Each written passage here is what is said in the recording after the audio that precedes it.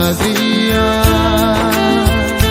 फैलाव बुहुम बिखायाव मोसाग्लांगोन सिउ सिउ बारनायजों नोंनि रुंबांखानाया आंनि गोसोखौ बोनानै लांबाय बेसेदि हायना सारफावदों